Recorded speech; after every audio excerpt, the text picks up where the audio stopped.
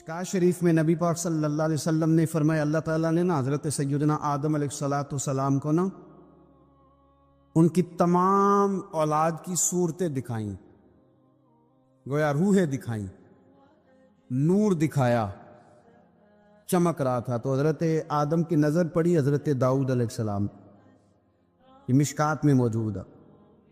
تو آپ نے دیکھا بڑے خوبصورت ہیں حضرت داؤد علیہ السلام، تو فرمایا یہ میرا بیٹا بڑا حسین و جمیلہ، عمر کتنی ہوگی اس کی؟ تو فرشتے نے عرض کی حضور 60 سال۔ یہ عالم ارواح میں بات ہو رہی ہے۔ حضرت آدم علیہ السلام فرمانے لگے اس طرح کرو، میرے 40 سال کاٹ کے اس کو دے دو۔ حکم ہوا، حضرت آدم کی بات مان لو، وہ کاٹ کے 40 سال ان کی عمر مبارک کے حضرت داؤد کی عمر میں شامل کر کے لکھ کے مور لگا دی گئی۔ حدیث میں لفظ ہے، نبی پاک صلی اللہ علیہ وسلم فرمانے لگے حضرت آدم کے وصال کا وقت آیا تو فرشتے نے آ کے کہا بابا جی چلیں۔ فرمانے لگے میرے تو 40 سال باقی ہیں۔ کہا حضور وہ تو آپ نے اپنے بیٹے کو دے دیے تھے۔ ایک بزرگ مجھ سے کہنے لگے کہ آپ دعا کرے میرے بیٹوں کو اللہ نرمی عطا کر دے، وہ بولتے نہیں ٹھیک، ان کا لب و لہجہ صحیح نہیں ہے۔ تو میں نے ان سے کہا کہ بزرگوں جہاں تک میں جانتا ہوں کوئی ایسی بات ہے تو نہیں۔ تو وہ کہنے لگے کہ جس طرح آپ سمجھتے ہیں نا، ہمارے رشتہ دار بھی اور اہل علاقہ سارے یہی سمجھتے ہیں، پر میں تکلیف میں ہوں، میری بیوی تکلیف میں۔ میں نے کہا کہ پھر آپ یہ اتنی زیادہ پردہ پوشی کس بات کی؟ تو وہ کہنے لگے کہ ڈرتا ہوں، اگر لوگوں کے سامنے ہم بات کرتے ہیں تو لوگ کہتے ہیں کہ تم نے تربیت نہیں صحیح کی، اگر میں بات کرتا ہوں تو لوگ مجھ پہ شک کرتے ہیں، کہتے ہیں تو نے رزق نہیں صحیح کھلایا۔ تو میں درد میں رہتا ہوں، کپڑا اٹھاؤں گا تو میرا اپنا بدن برہنہ ہو جائے گا۔ یار وہ کتنی تکلیف میں ہے باپ جو اپنے سگے بیٹے سے بات نہیں کرتا کہ پتہ نہیں کہاں سے بولے گا، کیا جواب دے گا میری بات کا، یعنی ڈرتا ہے، سہما ہوا رہتا ہے۔ یہ نوجوان ذرا غور کریں، ان لفظوں کی تکلیف محسوس کریں کہ اماں کہتی ہے کہ بھئی میں نہیں اس سے بات کرتی، اس لیے کہ وہ بڑے سخت جملے کہتا ہے، مجھ سے نہیں سہے جاتے، کوئی اور بات کرے۔ یعنی جس کی ماں بھی اس سے بات کرتے ہوئے ڈرے، جس کا والد بھی اس سے بات کرتے ہوئے سہم جائے، اور وہ بندہ کہے کہ میں نے تو MBA کیا ہوا ہے، میں تو معاشرے میں جانا پہچانا جاتا ہوں، اللہ کا شکر ہے جی اللہ نے بڑی عزت دی ہوئی ہے، وہ یہ لفظ کہے تو اسے شرم آنی چاہیے۔ جس کے استاد بھی اسے کام بتاتے ہوئے ڈرے کہ بدتمیز ہے، نہیں کرے گا کہ نہیں۔ اگلے لفظ اس سے بھی خطرناک ہیں، جس کا مرشد بے جھجک جسے کام ہی نہ بتا سکے اور جس کو کام کہنا ہی چھوڑ دے، جس کے حوالے سے لوگ خاموش ہو جائیں کہ بس مطلب کیا ضرورت ہے، جب اس پہ بات بوجھ بنے گی تو اس شخص کو پھر سوچنا چاہیے نا کہ وہ زندگی کس لیے گزار رہا، اس کا پھر انداز کیا ہے۔ بزرگ جن کی وجہ سے تکلیف میں ہوں، آزمائش میں ہوں، درد میں ہوں، اور یار جو آدمی نیک ہو رب فرماتا ہے اس کا تو میں حیا کرتا ہوں، اللہ کہتا ہے اس کی تو میں قدر کرتا ہوں، میں اس کی۔ دیکھیں نا میرے نبی کریم صلی اللہ علیہ وسلم نے فرمایا جب سفید داڑھی والا شخص قبر میں جاتا ہے، یہ ترمذی کی حدیث ہے، تو رب کریم فرماتا ہے فرشتوں اسے عذاب نہ دینا، مجھے حیا آتی ہے، یہ سفید بال لے کے آ گیا۔ تو جس کی اللہ حیا کرے اس کی میں نہ کروں، اس کی نوجوان نہ کرے، اس کا سیان، جس کی اللہ حیا کرے اس کی ہم حیا ہی نہ کریں، ہمارا لب و لہجہ خطرناک اور خوفناک حد تک چلا جائے، ہمیں ڈھب اور سلیقہ ہی نہ ہو، ہم کہیں او گرم خون ہے جی ذرا احتیاط سے بات کرنا، کیا معنی ہوا اس بات کا؟ گرم خون اور ہوتا ہے اور بے ادبی والا خون اور ہوتا ہے، ان دونوں میں فرق ہوتا ہے۔ حضرت سعد بن معاذ رضی اللہ تعالیٰ عنہ نبی پاک صلی اللہ علیہ وسلم کے پاس آئے تو ان کے قبیلے کے کچھ نوجوان بھی وہاں بیٹھے تھے۔ حضرت سعد بن معاذ ان میں سے بوڑھے تھے، بزرگ تھے، اور جب وہ آئے تو وہ نوجوان بیٹھے رہے، نبی کریم صلی اللہ تعالیٰ علیہ وآلہ وسلم نے پہلے ان نوجوانوں کو دیکھا، جناب کے ساتھ کچھ دیر رہے اور چلے گئے، تو اللہ کے رسول علیہ السلام نے فرمایا تمہارے قبیلے کا بڑا تھا، تم نے اٹھ کے استقبال ہی نہیں کیا، تم نے توجہ ہی نہیں کی، تم نے اعزاز ہی نہیں دیا، تم نے یہ خیال نہیں کیا کہ ایک بڑا آیا ہے، تم نے اس کو تکلیف دی۔ اعزاز، اکرام، بھائی کیا حرج ہوتا ہے تھوڑا سا اگر کسی بزرگ کو جگہ آگے دے دی جائے؟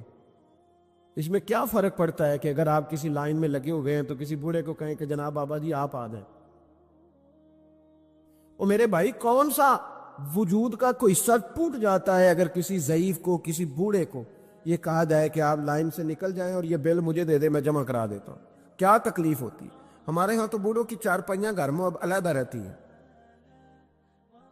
الگ رہتی۔ بیٹا اے سی والے کمرے سے نکلتا ہے اور وضاحت دیتا ہے ہر آنے جانے والوں کو کہ ابا جی کی ہڈیاں درد کرتی ہیں، لہذا وہ اے سی والے کمرے میں رہنا پسند نہیں کرتے۔ تو میں تو کہتا ہوں کہ یہ وضاحت آپ کو کیوں دینی پڑی؟ یہ بات تو ابا جی کو کرنی چاہیے تھی۔ یہ وضاحت جو آپ نے دی ہے یہ تو ابا جی کو دینے والی وضاحت تھی، آپ نے کیوں دی؟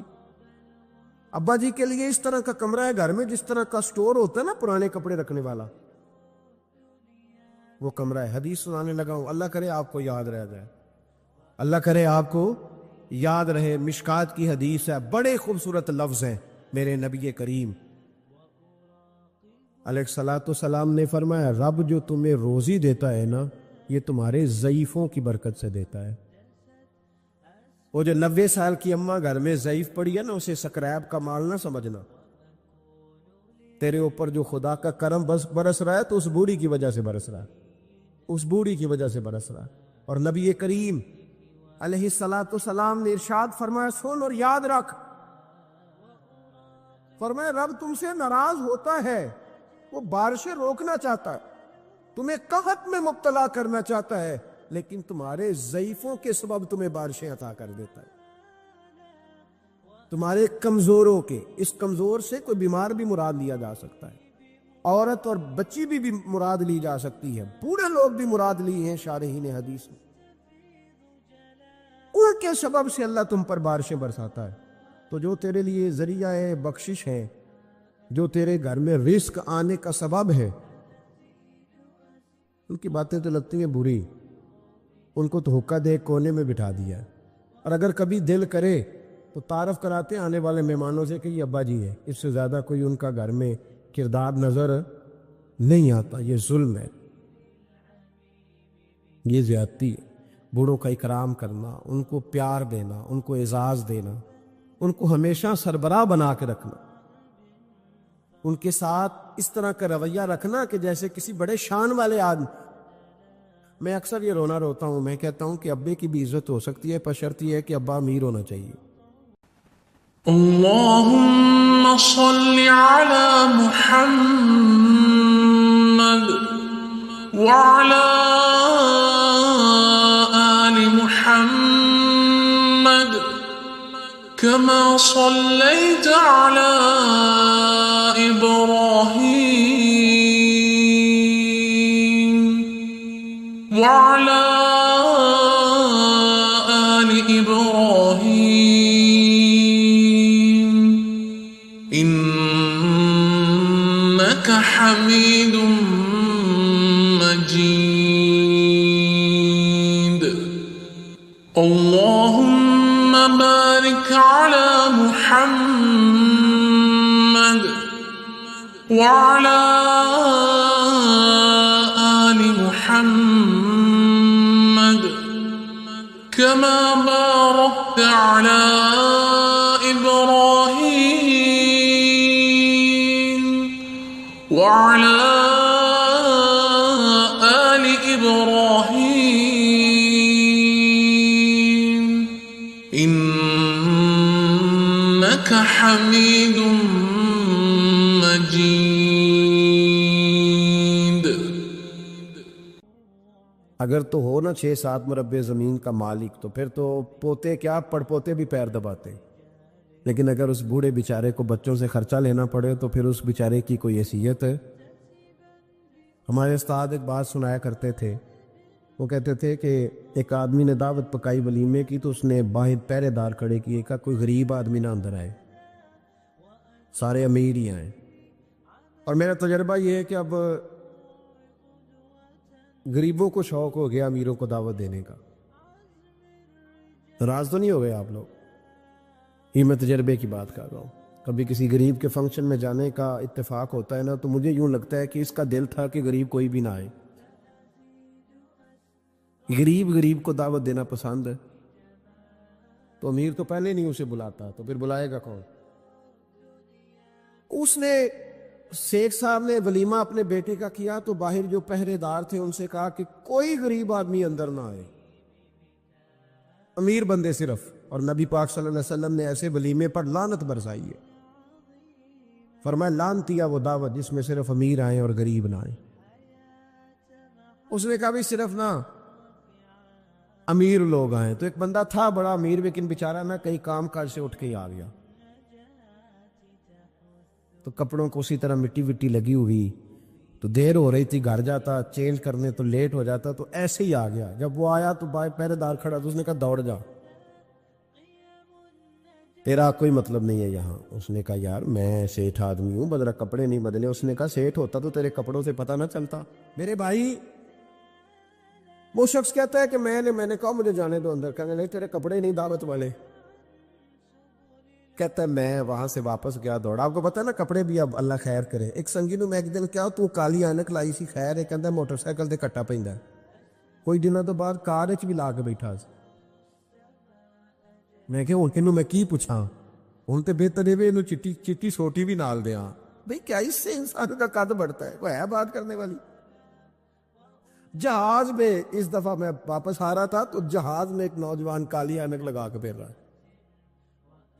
اب ڈر لگتا ہے نا، آپ کو پتا ہے کسی سے بات کریں گے وہ کیا جواب دے گا، تو کیا ان چیزوں سے قد بڑا ہوتا ہے آدمی کا کہ وہ تھوڑا سا جناب مطلب باہر آئے۔ مجھے تو کمزور لگتے ہیں ایسے لوگ، اپنے لب و لہجے میں، اپنے انداز میں، اپنی طبیعت کے حساب سے، اپنے سٹائل میں آپ زندہ رہیں۔ یہ سچ ہے اور یہ اصل ہے، یہ سچ ہے اور یہ اپنی زندگی اپنے سٹیٹس کے مطابق، طبیعت کے مطابق گزارنا، یہی سچ ہے اور یہی اصل ہے۔ اسی میں انسان کا حسن ہے، اسی میں اس کا وقار ہے۔ اللہ تعالیٰ سمجھنے کی توفیق عطا فرمائے۔ تو وہ بندہ واپس گیا بیچارہ، کپڑے بدل کے آیا۔ اس نے بھی کہا کہ جانا میں نے بھی ضرور ہے، پر تنگ بڑا آیا، گھر گیا مایا شایا والے کپڑے پہنے، سمجھ لے کالی اینک بھی لگا ہی نہیں۔ آیا تیار شیار ہو کے، کوٹ شوٹ پہن کے، ٹائی شائی کے ساتھ جب واپس آیا تو وہ جو جس نے کہا تھا نا داخل نہیں ہونے دینا، اس نے خود دروازہ کھولا۔ وہ بندہ سیدھا اسٹیج پہ چلا گیا اور لوگ کھا رہے تھے پلیٹوں میں سالن، اس نے پورا ڈونگا ہی لے لیا اور وہ لے کے نا سامنے رکھا اور ایک کونے سے اپنا کرتا پکڑ کے اس میں ڈبویا، پھر دوسرے سے پکڑ کے اس میں ڈبویا، پھر پیچھے سے پکڑ کے۔ لوگ کہنے لگے پاگل ہو گیا، کہنے لگا نہیں میری تو دعوت نہیں، دعوت تو کپڑوں کی ہے، میری کہاں دعوت ہے؟ اس لیے کہ میں تو آیا تھا، مجھے تو داخل ہی نہیں ہونے دیا، یہ تو دعوت ہے میرے کو۔ نہیں سمجھ آئی آپ کو میری بات؟ بھئی وہ بھی کوئی انسان ہے جو کسی کو صرف کپڑوں کا حیا کرے۔ ٹھیک ہے انسان کا لباس اس کی شخصیت کا آئینہ دار ہوتا ہے، کپڑے اچھے پہننے چاہیے۔ نبی پاک صلی اللہ علیہ وسلم نے فرمایا تیرے پاس اگر نعمت ہے تو چھپا نہ، اس کا اثر تیرے اوپر نظر ہے۔ لیکن آپ کسی کو کپڑوں سے جج کریں گے، گاڑی سے جج کریں گے، یہ معیار نہیں ہے۔ والد کو، استاد کو، مرشد کو کیا اس لیے جج کیا جائے گا کہ اب وہ مالدار ہوگا تو حیا کریں گے؟ اور بھائی ماں اگر کسی کھیت میں بیٹھ کے اپلے بھی تھاپ رہی ہو نا، اور وقت کا شیخ الحدیث کسی بہت بڑی مسجد میں بیٹھ کے حدیث بھی پڑھا رہا ہو، اماں وہاں اپلے تھاپ رہی ہے، تو اس محدث وقت کی بھی جنت اسی ماں کے قدموں کے نیچے، وہیں سے اسے جنت ملے گی۔ یہ نہیں ہو سکتا کہ وہ کہے جنت کہیں اور سے مل جائے گی، بے شک وہ بیچاری اپلے تھاپ رہی ہے، گوبر کے ساتھ کام کر رہی ہے۔ میری بات کی سمجھ آ رہی ہے؟ بزرگوں کا اکرام کریں، احترام کریں، ان کو ادب دینا سیکھیں، ان کے ساتھ لحاظ والا رویہ اختیار کریں۔ نبی کریم علیہ السلام کے صحابی حضرت ابو ہریرہ رضی اللہ تعالیٰ عنہ فرماتے ہیں کہ حضور سید عالم علیہ الصلوۃ والسلام کے پاس میں بیٹھا تھا تو چند نوجوان حضور کے پاس بیٹھے تھے. جہاں ہم بیٹھے تھے وہاں جگہ کچھ تنگ تھی. ایک بزرگ آ گئے سفید داڑھی والے, انہوں نے سلام لی. نبی پاک نے سلام کا جواب دیا تو حضور نے نوجوانوں پہ 2-3 دفعہ نظر ڈالی. وہ بیٹھے رہے, ان کو جگہ نہیں دی, تھوڑے سمٹے نہیں. تو کہتے ہیں رسول پاک علیہ الصلوۃ والسلام نے بات کی تو میں کانپنے لگا. اللہ کے حبیب نے فرمایا من لم یرحم صغیرنا ولم یؤکر کبیرنا فلیس منا. فرمایا جس کو چھوٹے پہ شفقت نہیں کرنی آتی اور جس کو بڑے کی عزت نہیں کرنی آتی اس کا تو ہم سے تعلق ہی کوئی نہیں. فلیس منا, وہ ہم میں سے. فرمایا وہ آئے تم نے جگہ ہی نہیں دی. یہ سفید داڑھی والے شخص کا اکرام نہیں کیا, اس کو تم نے جگہ ہی نہیں دی. اور ہم لوگ یہ سمجھتے ہیں, یہ نوجوان یہ سمجھتے ہیں کہ ہم نے کون سا بوڑھے ہونا ہے. ہم نے کون سا بوڑھے ہونا, ہم نے تو سدا جوان ہی رہنا. ایک کلرک نے نا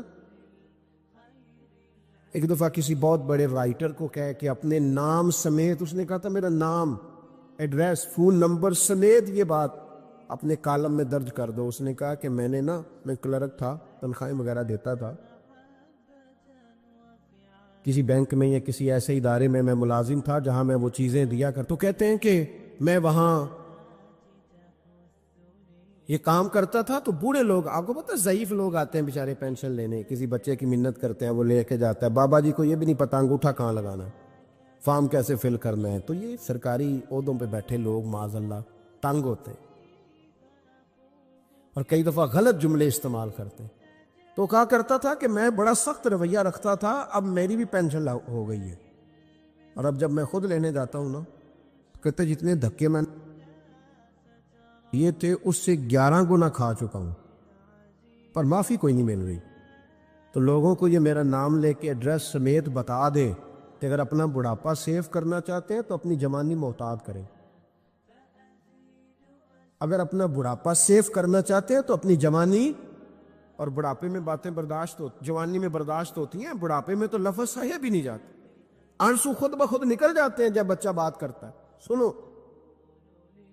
یہ نوجوان یہ حدیث یاد کر لیں, یہ طبرانی میں موجود ہے. میرے نبی کریم علیہ الصلوۃ والسلام نے فرمایا یہ حدیث یاد کر لینی ہے. پڑھیے درود صلی اللہ ہو, پھر کہیے صلی اللہ ہو, چلے تیسری دفعہ بھی پڑھ لے صلی اللہ ہو.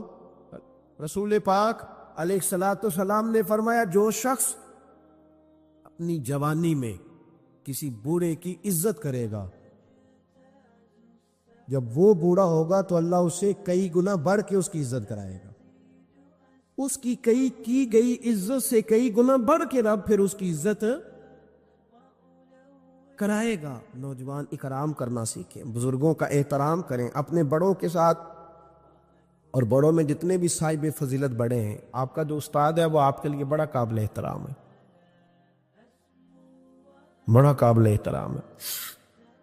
میں ماسٹر کی ڈگری لینے کے بعد اب بھی کبھی گاؤں میں اپنی پرائمری کے ٹیچروں کو دیکھتا ہوں اب بھی,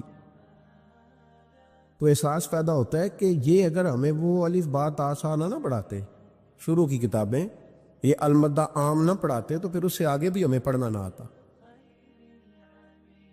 اور اگر آپ کو اللہ تعالیٰ سمجھ دے نا, توفیق دے, تو یہ سمجھیں کہ جو چھوٹا استاد ہوتا ہے اس کی محنت زیادہ ہوتی ہے. ہاں یونیورسٹی والے جو ٹیچر ہیں تو لیکچر لے کے چلے جاتے ہیں,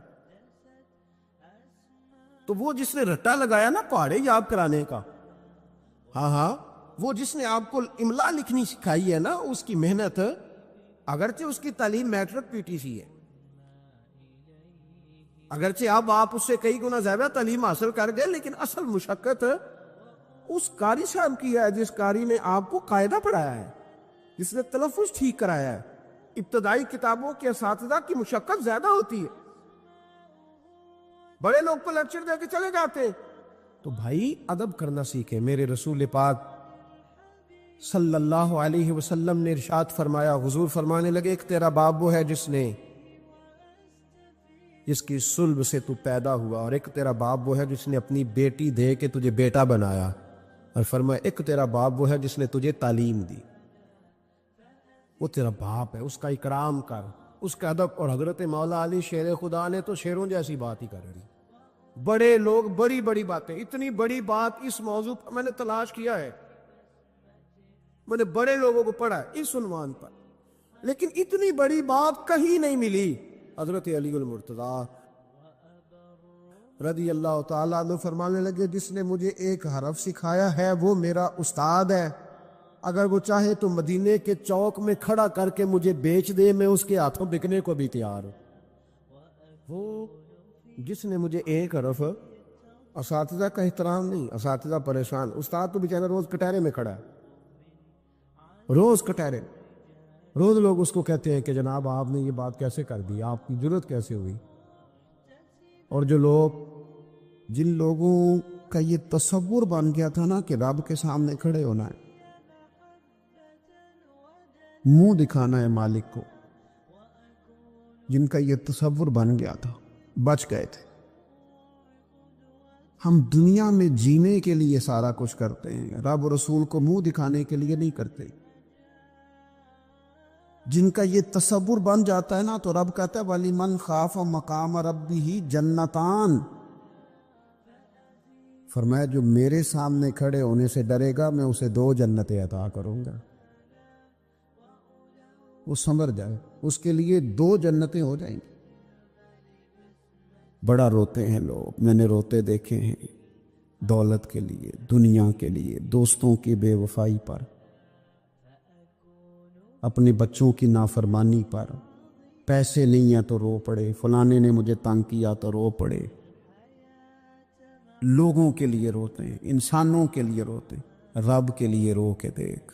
اور نبی اکرم صلی اللہ تعالی علیہ وسلم نے فرمایا اگر تم اپنے رب کو کما حقہ پہچان کر دعا مانگو گے نا تو تمہاری دعاؤں سے پہاڑ بھی ہل جایا کریں گے، لیکن یہ 2 چیزیں پیدا کرو، ایک تو اللہ کا خوف تمہارے دل میں آئے اور دوسرا معرفت الہی کا شوق پیدا۔ اگر طبیعت کے اندر یہ چیزیں پیدا ہو جائیں، خوف خدا نصیب ہو جائے اور صحیح معنوں میں نصیب ہو۔ آج کل بڑا لوگ کہتے ہیں اللہ سے ڈر، پر دوسروں کو جب مال خرید رہے ہوتے ہیں پھر کہتے ہیں اللہ کا خوف کر، اور جب بیچ رہے ہوتے ہیں تو، جب کسی کو پیغام دین دے رہے ہوتے ہیں تو کہتے ہیں اللہ کا خوف کر، اور جب تیرے تک بات پہنچتی ہے تو پھر معاملہ ختم ہو گیا۔ میں ذمہ داری سے کہتا ہوں یہ جو کچھ ہمارے ہاں ہوتا ہے نا، عوام سے ڈر کے، عالمی میڈیا سے ڈر کے، قوم سے ڈر کے، اس سے آدھے کام بھی اگر رب سے ڈر کے کریں تو قوم کا بھی بھلا ہو جائے گا، لوگوں کا بھی نفع ہو جائے گا۔ اگر آدھا کام بھی ڈر کے کیا جائے، کچھ تھوڑا سا اپنے دل میں خشیت، اللہ کا خوف۔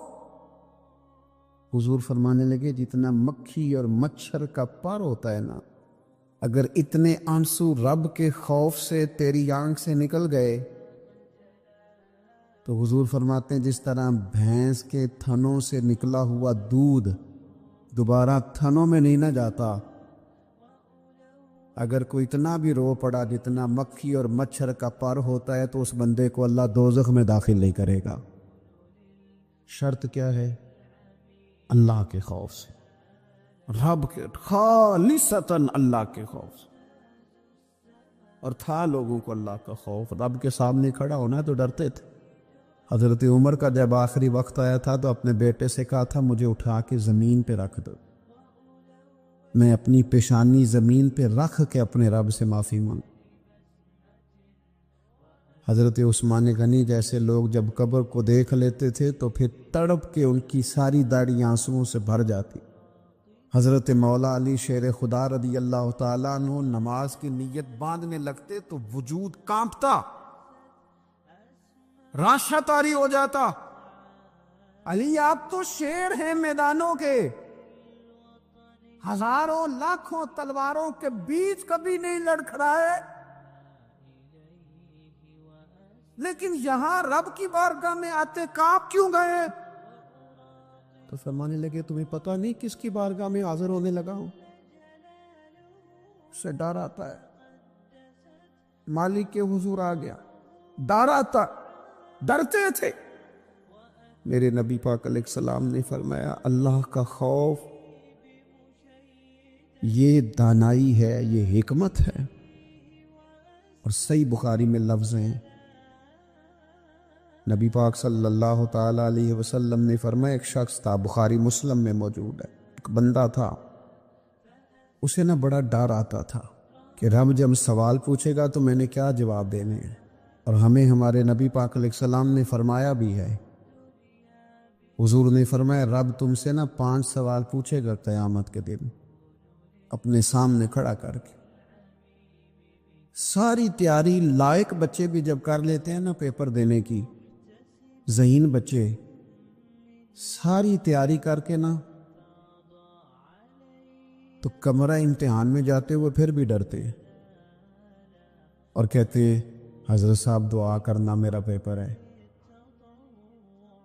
بچہ لائق بھی ہے، محنتی بھی ہے، تیاری بھی، لیکن ڈر آتا ہے۔ ڈر آتا تھا جب پیپر سٹارٹ ہوتے تھے نا تو کئی قسم کی ایکٹیویٹیز چھوڑ دی جاتی تھی، کھیل چھوڑ دیے جاتے تھے۔ میں نے دیکھا ہے بچے نمازیں شروع کر دیتے تھے، ڈر آتا ہے کہیں پیپر میں کمی نہ کوئی رہ جائے۔ دنیا کے پیپر کے بارے میں یہ معاملہ ہے، اور جب صبح قیامت سوال جواب کیے جائے، حضور فرماتے 5 سوال رب پوچھے گا تم سے قیامت میں۔ سب سے پہلی بات، میں نے تمہیں عمر دی تھی، کہاں گزاری تم نے؟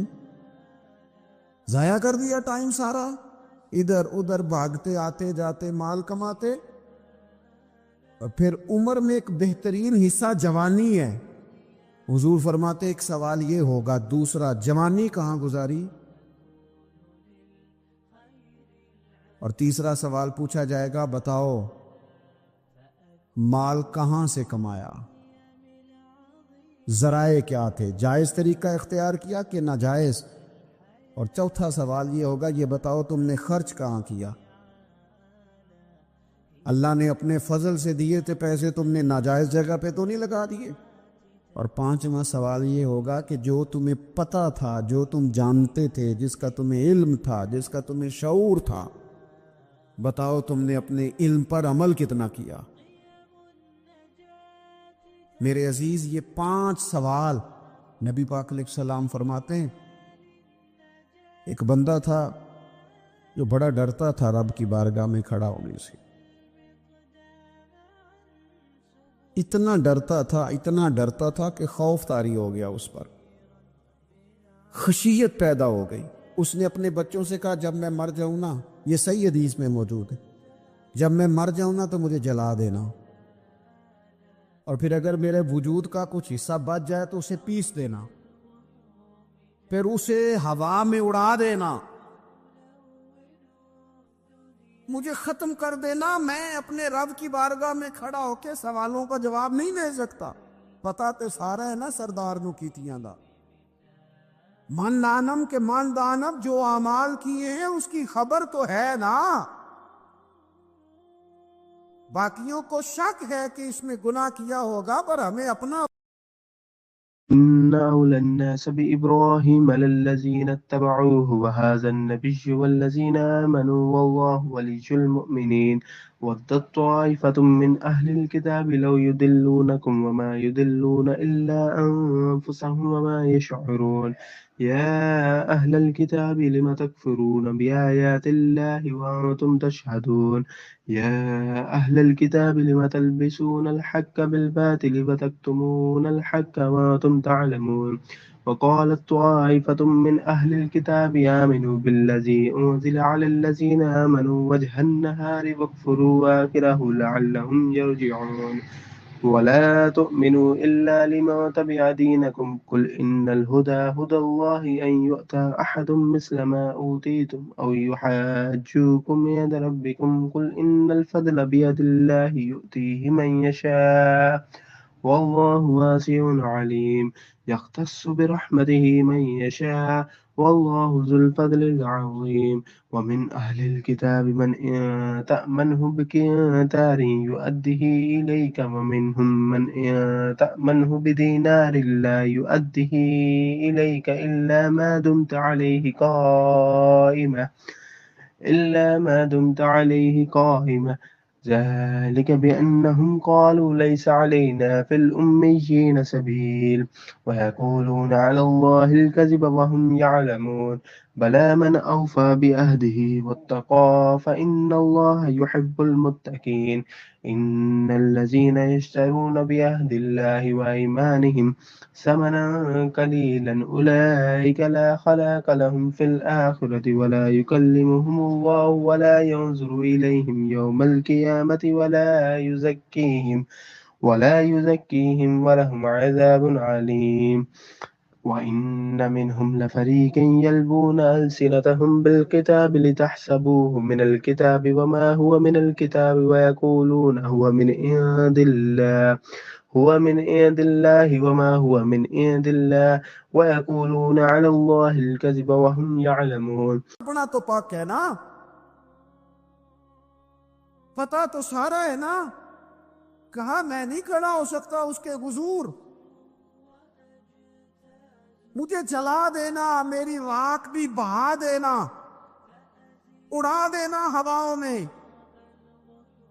نبی پاک علیہ الصلوۃ والسلام فرماتے بندہ تھا سچا، یہ کام اس نے کیا اللہ سے ڈر کے۔ کریم محبوب علیہ السلام فرمانے لگے اللہ تعالیٰ نہ قیامت کے دن ذرات کو حکم دے گا کہ اس کے وجود کے ذرے جمع کرو،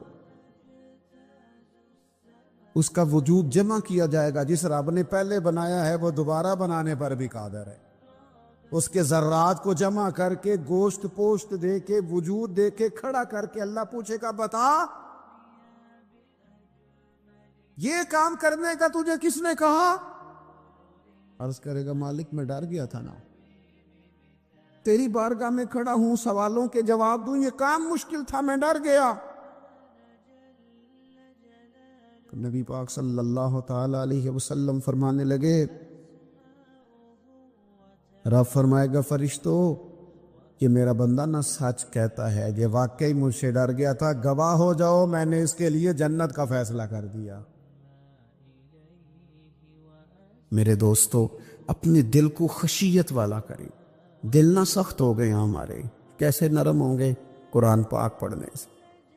دل کیسے نرم ہوں گے؟ اللہ کا ذکر کرنے سے۔ دل کیسے نرم ہوں گے؟ قبرستان جانے سے، اپنوں کی قبریں دیکھنے سے۔ دل کیسے نرم ہوں گے؟ کبھی ہسپتال کا چکر لگا کے آؤ، دیکھو طبیعت کیسے نرم ہوتی۔ دل کیسے نرم ہوگا؟ کسی کے دکھ کو دکھ سمجھنے سے۔ دل کیسے نرم ہوگا؟ اللہ کی مخلوق سے محبت کرنے سے۔ دل کیسے نرم ہوگا؟ تنہائی میں رب کی بارگاہ میں رونے سے۔ دل کیسے نرم ہوگا؟ خالص اللہ کی رضا سے کسی کی خدمت کرنے سے۔ دل کیسے نرم ہوگا؟ یتیم کے سر پہ ہاتھ پھیرنے سے۔ دل کیسے نرم ہوگا؟ جب ہم اپنے مالک کی بارگاہ میں بیٹھ کے لمبی دعائیں مانگیں گے۔ دلوں کو نرم کرنے کی طرف لاؤ، اللہ کا خوف خشیت اپنی طبیعت میں پیدا کرو۔ اس سے پہلے کہ تندرست جسم بیمار ہونے لگے۔ ڈاکٹر کہتے ہیں پتہ ہی نہیں چل رہا، رپورٹیں تو ٹھیک ہیں ساری، سمجھ نہیں آ رہی۔ ہمارے ہاتھوں سے کئی لوگ نکل گئے، کوئی پتہ نہیں چلا۔ دیر کے بعد خیال آیا کہ صبح بتایا تھا ڈاکٹر نے کہ تو لاہور چلا جا، یہ کبھی رات کو بتا دیتا نا۔ ہاتھوں سے نکل گئے بڑے لوگ، بڑی چیزیں نکل گئی۔ ہماری تیاری ہے سب کی، وہاں جانے سے کسی کو مفر نہیں اور کسی کو مکر نہیں، جانا ہے اپنی زندگی کے اندر خشیت الہی۔ کچھ کام فقط اس لیے چھوڑ دے، کوئی ہمیں روکنے والا نہیں، ٹوکنے والا نہیں، منع کرنے والا نہیں، دیکھنے والا نہیں، اس لیے چھوڑ دو کہ میرا رب نہ ناراض ہو جائے۔ کسی کی ہمیں مجبوری نہیں، کسی کی ہمیں پابندی نہیں، کوئی کسی کی طاقت نہیں ہمیں کہہ سکے، لیکن کچھ کام فقط اس لیے شروع کر دو کہ میرا اللہ راضی ہو جائے۔ ہمارے صوفیاء فرماتے ہیں کہ کسی بندے کے دل میں نا، وہ کہتے ہیں نا لوگ کہ بریک ٹھیک کر لو تو پھر گاڑی روڈ پہ چڑھا لو پھر خیر ہے، جہاں بھی موقع آئے گا اس کی بریک لگے گی۔ پھر لوگوں نے ایک اور آسانی کی ہے، میں نے دیکھا ہے کچھ ایسی گاڑیاں آئی ہیں جن کی بریک نہیں لگانی پڑتی، انہوں نے ایسا اس میں سسٹم فٹ کر دیا ہے کہ گاڑی کے سامنے کوئی چیز آتی ہے تو اس کی بریک خود بخود لگ جاتی ہے۔ وہ کہتے ہیں بغیر بریک کے گاڑی روڈ پر چڑھانی نہیں، بریکیں ٹھیک کرو پھر چڑھا لو۔ صوفیاء فرماتے ہیں کہ تم اگر چاہتے ہو نا کہ انسان جرم نہ کرے، خطا نہ کرے، لوگوں کو تنگ نہ کرے، تو اسے سوسائٹی کے اندر بھیجنے سے پہلے اس کے دل میں اللہ کا خوف پیدا کر دو۔ اگر اس کے دل میں تم خدا کا خوف پیدا کر دو گے، پھر تم اسے جہاں بھی چھوڑ دو گے وہ کوئی نقصان نہیں کرے گا۔ لیکن اگر خوف خدا نہیں نہ ہوگا، اگر اللہ کا ڈر نہیں ہوگا، پھر وہ لوگ دیکھتے ہیں کہ لوگوں کو کیسے مطمئن کیا جائے، لوگوں کی آنکھوں میں دھول کیسے جھونکی جائے، وقتی طور پر ایسے پروگرام بنا لیے جائیں جن سے لوگ مطمئن ہو جائیں، تھوڑا سا لوگوں کو موٹیویٹ کر دیا، کوئی تھوڑا سا بتا دیا، کوئی تھوڑا ریلیف دے دیا، کچھ تھوڑی سی ایسی کہانی بنا دی جس سے ووٹر سپورٹر مطمئن ہو جائیں۔ لیکن فی نفس سے ہی بندہ نیک کب ہوتا ہے؟ میرا رب فرماتا ہے ان الذین یخشون ربہم بالغیب، وہ لوگ جو اپنے رب سے ڈرتے ہیں پر بن دیکھے ہی ڈرتے ہیں۔ ان الذین یخشون ربہم بالغیب لہم مغفرۃ واجر کبیر، قربان جائیں۔ فرمایا بے شک وہ لوگ جو اپنے رب سے بغیر دیکھے ڈرتے ہیں، اللہ تعالیٰ نے ان کے لیے بخشش بھی رکھی ہے اور بہت بڑا اجر تیار کیا ہوا ہے، بغیر دیکھے۔ یہ جب بندے کو چیز نصیب ہوتی ہے نا کہ وہ اللہ تعالیٰ سے ڈرتا ہے، پھر وہ بندہ دانا ہو جاتا ہے، پھر وہ بندہ معاملہ فہم ہو جاتا ہے، وہ بندہ سمجھدار ہو جاتا ہے۔ قرآن مجید نے کہا یا ایھا الذین آمنوا ان تتقوا اللہ یجعل لکم فرقان۔ میرا دل کرتا ہے کہ امت مسلمہ اس آیت کو یاد کر لے۔ رب فرماتا ہے اے ایمان والو، اگر تم اللہ سے ڈرو گے نا تو اللہ تعالیٰ تمہیں حق اور باطل میں تمیز کرنے کی قوت عطا فرما دے گا۔ تم اپنے دل میں رب کو جواب دینے کا تصور پیدا کرو، اللہ تمہارے فیصلے درست کرا دے گا۔ اور میرے نبی پاک صلی اللہ تعالی علیہ وسلم نے فرمایا یہ جو اللہ کا خوف ہے نا، یہ حکمت کی بنیاد ہے، یہ دانائی کی بنیاد اللہ کا خوف ہے، یہ بنیاد ہے، اس کی وجہ سے لوگ دانا ہوتے ہیں۔ اگر وہ رب کریم سے ڈرنے لگے تو اللہ انہیں بصیرت کی روشنی دے گا۔ کیوں فیصلے درست تھے سارے سیدنا صدیق اکبر کے؟ اس لیے درست تھے کہ ان کے دلوں میں رب کا خوف موجود تھا، بڑی فضیلتیں انہیں حاصل تھیں، بڑی عظمتیں حاصل تھیں، لیکن کسی جگہ بھی کسی مقام پر بھی ان کے قدم لڑکھڑاتے کیوں نہیں تھے؟ بڑے انہوں نے بھی زندگی کے اندر تکلیفیں دیکھی، بڑے بوجھ دیکھے، بڑی دھوپ چھاؤں دیکھی، لیکن مضبوط کیوں رہے؟ حضرت سعد بن ربیع رضی اللہ تعالیٰ عنہ ایک جنگ میں شہید ہو گئے تھے، جنگ احد میں۔ تو ان کی بیٹی ایک دن آئی حضرت صدیق اکبر کے پاس، امیر المومنین کے پاس کسی کام سے، تو جناب سیدنا صدیق اکبر رضی اللہ تعالیٰ عنہ نے نہ چادر بچھا کے اس بیٹی کو بٹھایا، اور خود حضرت صدیق اکبر چادر سے نیچے بیٹھ گئے، خود زمین پہ ہیں، اسے آپ نے اعزاز کے ساتھ کپڑے پہ بٹھا رکھا ہے۔ حضرت عمر فاروق رضی اللہ تعالیٰ عنہ آئے اور آ کے عرض کرنے لگے حضور یہ خاتون کون ہے، بیٹی کون ہے جس کو آپ نے اس قدر زیادہ فضیلت کی جگہ پہ بٹھایا ہے؟ تو حضرت صدیق اکبر رضی اللہ تعالیٰ عنہ فرمانے لگے کہ یہ اس شخص کی بیٹی ہے جو تم سے بھی افضل تھا، مجھ سے بھی افضل تھا۔ تو حضرت عمر فاروق رضی اللہ تعالیٰ عنہ عرض کرنے لگے، حضور ہم تو یہ سمجھتے ہیں کہ نبیوں کے بعد سب سے افضل آپ ہی ہیں،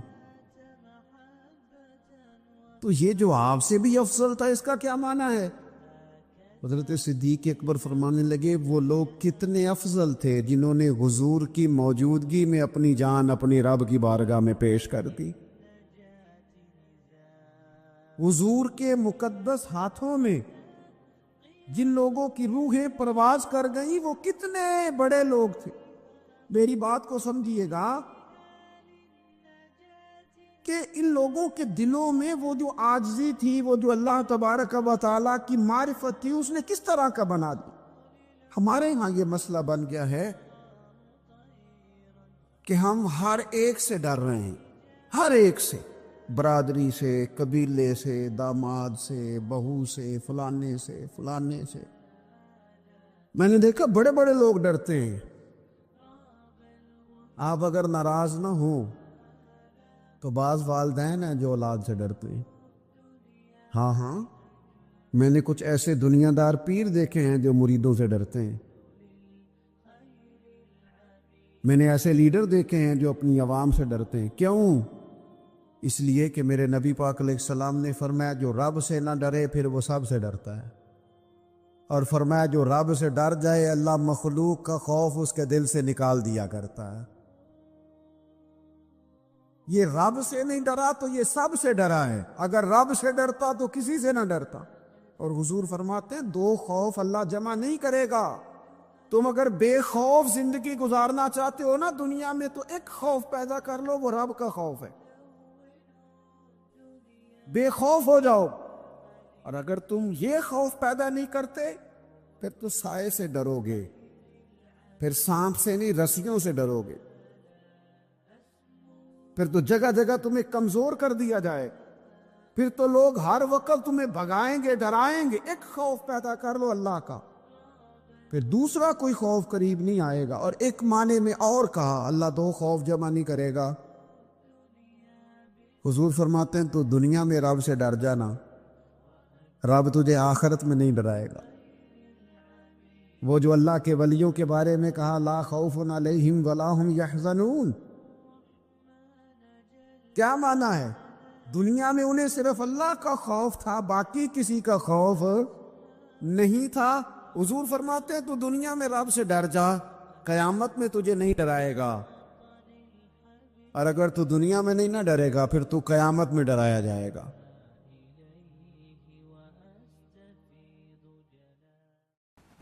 اللهم صل على محمد وعلى آل محمد كما صليت على إبراهيم وعلى آل إبراهيم إنك حميد مجيد اللهم بارك على محمد وعلى آل محمد كما باركت على إبراهيم وعلى آل إبراهيم إنك حميد مجيد